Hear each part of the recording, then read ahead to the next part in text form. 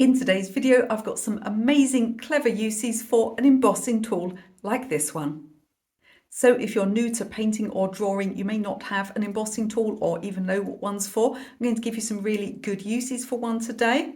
And don't worry if you don't even own one. There are so many things around your house that will do the same job as an embossing tool. I'll start the video by explaining some of the other things you can use if you don't have one of these, or where you can easily acquire one. No, I'm not selling one. It's just one of my favourite tools ever. You can use it for drawing, you can use it for painting. It has all sorts of useful applications in your studio. They're cheap as chips too. So let's get started with use number one.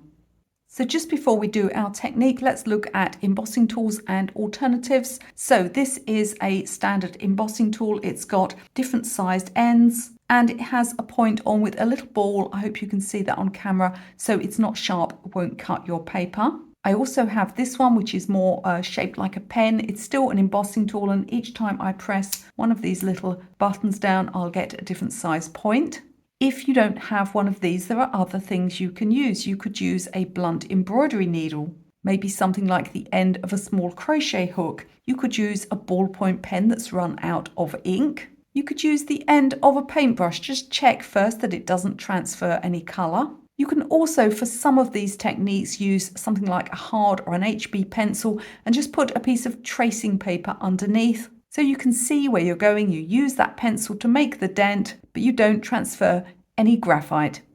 So one of the things that I found myself doing with an embossing tool recently was when I was painting some flower petals, and I wanted to sort of move the paint out in spikes, and I wanted them to be small spikes. So I've just drawn a little petal here, and I'm going to show you how I move this watercolor paint. I'm going to grab my embossing tool and I'm just barely pressing at all, and I'm just flicking outwards, and look at the natural lines that we get there. Far more subtle and natural looking than using a brush. And we can get some real fine detail. I'm sure you can tell that this is useful for all sorts of things, including fur, things like tree branches, grasses, and of course leaves and flowers. When you're sketching with a graphite pencil, it can be really hard to get fine white lines. You know that you have to leave a gap for the white of the paper, but if you're doing something like hair or fur, you've got tiny highlights like whiskers or grasses, it's so difficult to leave enough space. And if you try and take out the bits you've covered up with an eraser, it can be unsatisfactory. So we're going to use our embossing tool instead to dent the paper. And what will happen is when we apply the graphite pencil, it's going to skip over the little dents we've made because the point of the pencil is too big to go in those tiny lines. And now we can get those beautiful textured effects we're looking for. You can do them large or small, depending what you're looking for. And we've instantly got a textured area with fine white lines.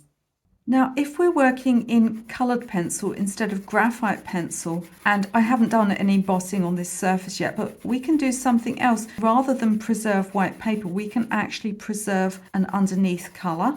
Now I'm picking up quite a lot of texture here because of my wooden drawing board, but if you do this on a smoother surface, you'll get more flat coverage. So we could put our underneath layer on, and then we're going to emboss. Now I'm going to work on top with some green. And of course you can layer this up with as many different colours as you like. So rather than getting white paper left behind, I now have yellow paper left behind. Again, fantastic, mostly for things like grasses and fur and hair. So if we dent our sketch paper and put pencil on top, we get a white line or an underneath colour reserved. If we do this with watercolour paper and put paint on top, we're going to get the opposite effect because paint doesn't skip over the top. It's going to sink into those dents and the pigment is going to collect there, leaving a dark line. Now there's two ways of doing this, and I'll show you some of the ways that I use this. Just trying to push the cat hair aside there. Art is always better with cat hair. And I often use this technique for things like tree bark. So I've put some lines down. You probably can't see them, but when I apply some paint, you'll notice that they appear. Now this effect can be fairly subtle. You may find that at first Once it's dry, it disappears a little bit. Sometimes just putting an extra layer on top can help, and so that you keep building up those layers of paint and more pigments sit into those little dents. You want to be careful, of course. If you go too dark, you won't see anything at all. Using granulating pigments, which I haven't here, I've used a transparent pigment, but using granulating pigments can also help. Let's use a slightly different brown. And what I'm going to do this time is, rather than emboss the paper first, I'm going to emboss into wet paper, like so. This often gives a darker result. Do remember, of course, the paper is more fragile at this point, so make sure you've got a nice heavy paper. See how this one's disappearing a little bit? Let's put another layer on using some more granular pigments as well. And you'll see it starts to come back again, but it's more subtle than the one we have over here. As well as wood grain and tree bark, another favourite use for this technique is to get veins on botanicals like flower petals and leaves. It's so much more subtle than using a paintbrush or masking fluid, and it gives a really great natural result. At this point, can I just jump in, please, and quickly ask you if you press that like button, that thumbs up for me. Really makes a difference to the YouTube algorithm, enables me to reach more people and help more people to learn how to paint and draw. I have over 350 videos that are completely free on this channel. In fact, including short videos, I have over 450. And that's just at the time of making this video. Plus, my channel is fully cat approved, so don't forget to subscribe. If you like, subscribe, leave me a comment and share with a friend. That will help my channel to grow. I'm so grateful to all of you who watch me here on YouTube. Do you ever get tubes of paint like this that come sealed? Now, some of them have a lid with a point on, but do you really want to get that paint all over the lid? And it tends to splurt out as well, particularly if it's traveled across the Atlantic or something like that, because the air pressure in airplanes and transport modes can mess around with the paint inside and mean that it squirts out under some pressure.